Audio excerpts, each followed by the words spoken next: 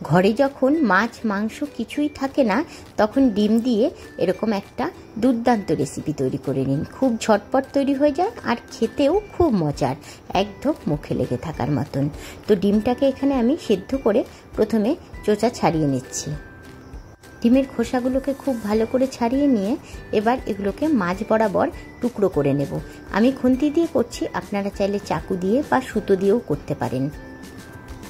খুব ইজি একটা রান্না আর খুবই সুস্বাদু হয়। একবার অবশ্যই বানিয়ে খেয়ে দেখবেন, দেখবেন মুখে লেগে থাকবে। তো এইভাবে ডিমগুলোকে প্রথমে সবগুলোকে আমি টুকরো করে নেব।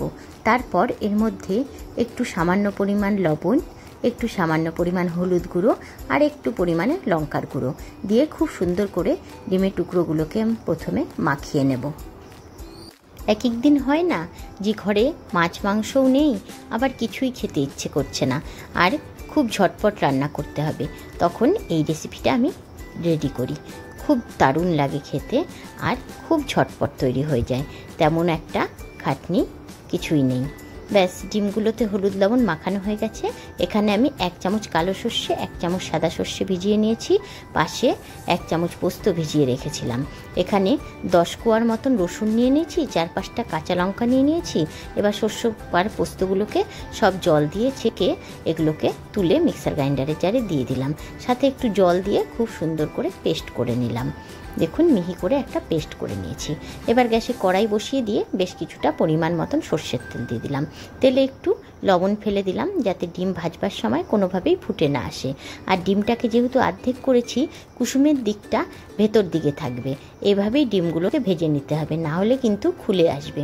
প্রথমে মিডিয়াম আঁচে বেশ কিছুক্ষণ রেখে কুসুমটা ভালো করে ভাজা হয়ে গেলে তারপর আস্তে করে আবার উল্টে দিতে হবে। ব্যাস, এভাবে আমি ডিমগুলোকে সব ভেজে নেব। এই রেসিপিটা কে কে করে খান আমাকে কমেন্ট বক্সে কিন্তু অবশ্যই জানাবেন, আর ভালো লাগলে একটা লাইক করবেন। আমার চ্যানেলে নতুন হয়ে থাকলে অবশ্যই চ্যানেলটিকে সাবস্ক্রাইব করে দেবেন। এবার গ্যাসটা বন্ধ করে দিয়ে আমি ওই পোস্ত, সর্ষে, কাঁচা লঙ্কা, রসুন যে বেটে নিয়েছিলাম সেটা দিয়ে দিলাম। পরিমাণ মতন একটু লবণ দিয়ে দিলাম আর পরিমাণ মতন একটু চিনি দিয়ে দিলাম। এবার ভালো করে মিশিয়ে নিচ্ছি ওই তেলটার মধ্যেই। এবার মাপ মতন জল দিয়ে দেব। যে যতটা ঘন গ্রেভি খেতে চায় সেই বুঝে জল দিলেই হবে। আমি এখানে নর্মাল টেম্পারেচারে থাকা জলই দিচ্ছি। এবার ডিমগুলোকে সুন্দর করে আস্তে আস্তে উপর দিয়ে সাজিয়ে দেব। এই মুহূর্তে অবশ্যই কিন্তু গ্যাসটা বন্ধ করে নিতে হবে। এখানে কিন্তু আমি গ্যাস জ্বালিয়ে করছি না কাজটা, পুরো গ্যাসটাই বন্ধ করে আমি এর উপরে কাজটা করছি। এবার কয়েকটা গোটা কাঁচা লঙ্কা দিয়ে দিলাম, যে যেরকম ঝাল ভালোবাসে সেরকম লঙ্কা দিলেই হবে।